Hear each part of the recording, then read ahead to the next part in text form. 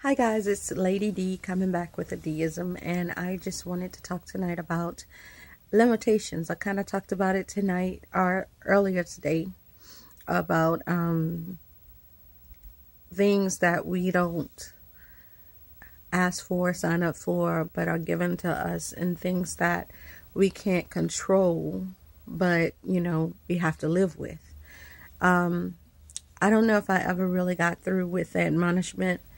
I know that I said that I wanted to tell people, about how we get the victory over those things and how we can live successful lives in spite of those things. So earlier today, I thanked you guys for praying for me when I asked for it, and I didn't specify what the prayer was for at the moment. Today I explained it a little bit more in detail, or a lot more in detail. But what I failed to do and wanted to do was to admonish people to find out ways to find the victory over your limitation. That it doesn't stop you from pursuing your destiny, fulfilling the prophecy over your life, doing the thing that you're created to do. I always say that we all have greatness on the inside of us, and we do. But we also all have challenges in our life, and they come in various ways. Mine might be sickle cell, and learning how to overcome and how to live with it, and it not take away the value of my life, the focus of the vision. I'm not going to allow that to happen. So, yeah, I might have to, take medication. I might have to slow down sometimes. I might have to take a break sometimes. But I don't have to stop dead in my tracks at all. And I will never do that. As a matter of fact, I thank God for giving me a tenacious spirit. I have a tenacity that says I will not stop. I will not quit. And Lord, whatever you want me to do, I'm going to do it. And sometimes we just have to take a break, step away for a moment, regroup, and get back to it. But we don't have to let any limitation stop us dead in our tracks. Some things sting us, especially when we first are told this is what it is. Some things can sting you. They can stop you for a second. But once you get your head right, you should be able to move forward and just think, okay, well, now I have to deal with this. Let me figure out how to do that. So that's my challenge for myself. I've been going around and around in circles trying to figure out what I want to do for myself this month, this birthday. Next week is my birthday, next Saturday, exactly a week from today. And I thought about it and I was like, there's really nothing I need. What I need to do is see my vision through. So instead of going out there and purchasing something great and grand like I always do, I splurge on myself for my birthday.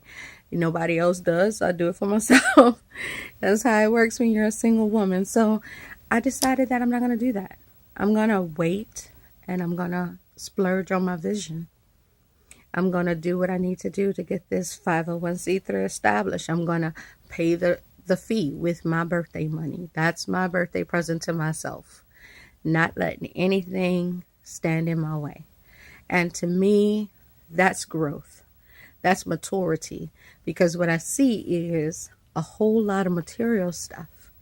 And yeah, it might, have a big lofty price tag on it. And I can feel good about the fact that I purchased that for myself, and I always say that, whatever man comes in my life, he has to be able to handle my swag. He has to be able to handle whatever I put forth, whatever I desire. But the truth of the matter is material things are just that. I buy Brahmin bags. Now I'm giving them to my daughter. Not necessarily because I want her to be a Brahmin girl, but because when she asks for it, why not give it to her? It's just sitting in my closet. I can only carry one at a time. It makes no sense. So I need to start making sure that my bank account is right. I need to make sure that if anything ever comes up, out of the blue, that we can handle it financially. I need to make sure that I'm setting a foundation for my children. The Bible says a good man leaves an inheritance for his children and his children's children. But the truth of the matter is, I always looked at it as a good man, like my husband. Well, guess what? He's not here. I don't have one. So why can't I be that good man? Why can't I be that good woman, mankind, that good man who leaves an inheritance for my children and my children's children? Why can't I set forth, leaving forth a legacy for my family? And when our elf husband arrives, he just steps into the vision and we keep it moving. That's what it's all about, you know. We're supposed to build in this life. We're supposed to build the kingdom. Build by doing what we are gifted and called to do. We won't ever do that if we're just constantly buying, or we're constantly sick, or we're constantly letting things stop us. So let's be unstoppable. Let's be unmovable. Let's be unshakable. And even when things shake us, we might sway for a little bit, but just like a tree planted by the rivers of water, whose roots go down so far, we don't bend. I mean, we might bend, but we don't break. So let's be unbreakable. Let's do this thing. Let's find out what our purpose is. Let's start there. Let's find out how the strategies to get rid of whatever painful thing we have to deal with. Let's get the strategies down. Let's purpose in our lives to fulfill our destiny and our purpose and live out the prophecy that was spoken over our lives. Let's live great lives, not just good lives, not cars and houses and that. God said he'd give us those things too. But let's start by blessing people and blessing our families and being good stewards over what we've been given. Let's use wisdom. Let's live blessed lives. And that don't mean your financial gain. That doesn't mean your purse and your car. That means your heart and your mind and your thoughts and how you love people and how you care for people and how you pray for people when they ask for it, and how you are that person that people can depend on and run to and lean on if necessary, and how you build relationships. And those people are there for you too. It goes both ways, because if we become all of that to other people, and then they in turn don't do that for us, you know, there are givers and takers in this life. We can be givers, but there should be a balance in every relationship. I always say that there's I'm not going to be able to talk about relationships should be reciprocal. All right. So let's see. Reciprocity in relationships. Everybody should be able to give. There's a time for all things. A time to give, a time to receive, right? But there's never a time when you use someone. So make sure that your relationships and the people in your lives are not just takers, but that you can depend on them just as much as they depend on you. That they are just as much a blessing to you as you are to them. That you are not carrying people through life, because people will get comfortable if you are a giver. I've had it happen too many times. When you are a giver and you care about people, people will depend on you and they will do for you, you know, get you to do for them and do for them and do for them. And then when the time comes and you need someone, they won't be there for you. So you make sure that every relationship that you are in, friendship, family, relationship, co-workers, everything that you put your heart to and your mind to, everything that you do, you make sure that those people that you allow to be in your life are there for the right reasons, that you're not being used, and that they're bringing into your lives just as much as they're taking from your life. Don't let them drain you. I had to find balance. I had to. And it came in a way of removing myself from everybody. You know, people might look at this and say, what does she mean by that? You know, because they might have been one of those people in my lives. I still have a lot of friends from the past. And when I see them, and it's just love. But we don't be in each other's space all the time, because there's a time for that. And then there's a time where you have to separate yourself to find yourself, to find your vision, to build that thing. And if they're there for that season, if they're there to help you build, they will be there. And if they're not, it doesn't matter, because as long as it's you and God, you are the majority. You don't have to worry about how many people are there. God will send the people eventually.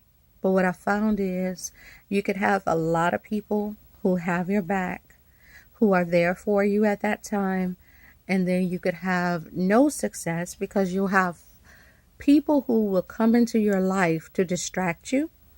You have people who will come into your life because they want to be you. There are people who will come into your life who want to ride the train of success that you're on.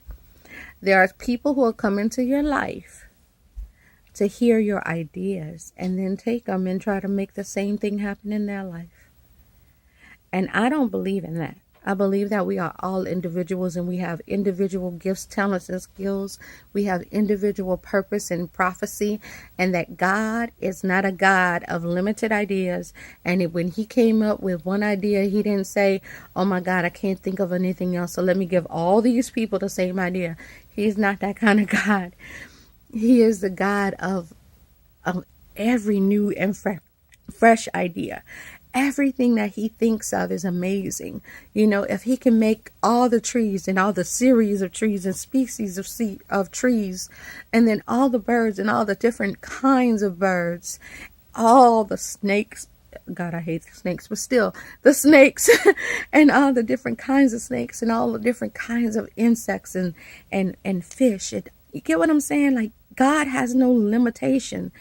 All of us are different. We might look similar, but we all are different.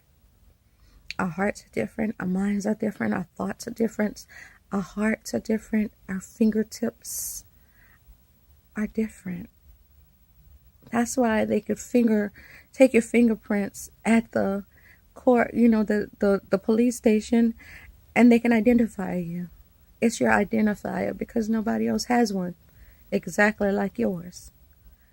So, guys, let's live lives without limitations, because we've learned how to deal with limitations, without distractions of people, because they come and go in our lives and it hurts sometimes. And sometimes, we might need somebody. We have nobody, but we always have God. And, sometimes you might feel alone, and that's okay. Alone is okay if you're alone for the right reasons. I have friends, and I could be in a relationship right now if I wanted to. But why be in something that's superficial when you want the real thing? I'd rather wait a lifetime for my man and get the real thing right the next time, because I can't say the first time. I have been married, and I'm blessed to have my daughter. But I'm not playing games no more. My life is too precious for that. Time is too precious for that. The next man that walks into my life, I pray is the one that stays in my life forever. And if he's not, I'll know it ahead of time, and I won't have to waste my time. And I'm okay with that. And people think I'm hard, but I'm not. I'm just focused. And guys, if we don't be focused, we will lose time, and we will lose our goal. We will lose ourselves, and we will not attain what we're supposed to in this life. There's so much that we can do, whether it be together or separate. We can do great things. We were born for it. God is our creator, and he's a great, great God, and he has great, great kids. We are his children. So let's be great. Let's stop playing games. Let's stop just living idly and letting life pass us by day, doing the mundane nothingness. No. Let's live big lives. Let's touch lives. Let's leave legacies. Let's live big, leave big legacies. Let's do what we're here for. Live a purpose-filled life. It's a blessing to know that when I do put my mind to it, and when I get rid of the distraction and the noise of my life sometimes, and I just focus on what I'm building, I feel so fulfilled. I have just created something amazing.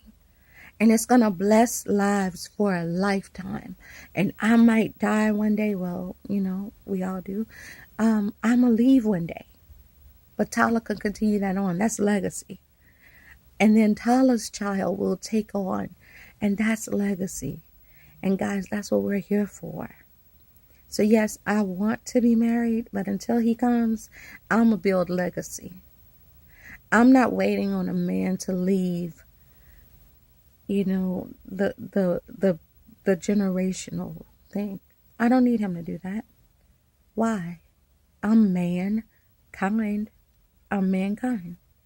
So why can't I be the good man who leaves an inheritance for my children and my children's children? Why can't you?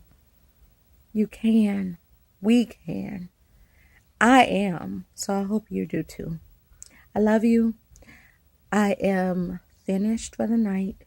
I've talked about 3 different topics, and I was only supposed to talk about one. So first of all, let's stop the limitations. Let's stop sickness, disease in its tracks. Let's find out what ways we can curtail that, find out what we can do to live as successfully as we can with whatever we have to deal with, because we all have something. I know that sickle cell might be my limitation, but somebody else is dealing with cancer. And then somebody else might have AIDS. And somebody else might have something else. Some people are dealing with blindness and eye issues and leg issues. And some people lost limbs. We all have limitations, but we can all overcome that limitation. I see it every day. So let's not let the limitation take us from who we are supposed to be and what we are supposed to accomplish in this world. First of all, the people in our lives, let them be people who are here not just for a season or not just for a reason. Don't let people use you or distract you and keep you from fulfilling your destiny, because sometimes that's just a trick of the enemy. And we have to be discerning enough to know the difference. We need to hear people, hear. And if God says no, we need to let them go quickly, because they can change the whole direction of our focus and stop us from fulfilling destiny. So don't do that. Don't let people take from you or rob from you what God has from you. The word says the thief cometh not but for to steal, to kill, and to destroy. But I am come, Jesus has come to give you life and to give it to you abundantly.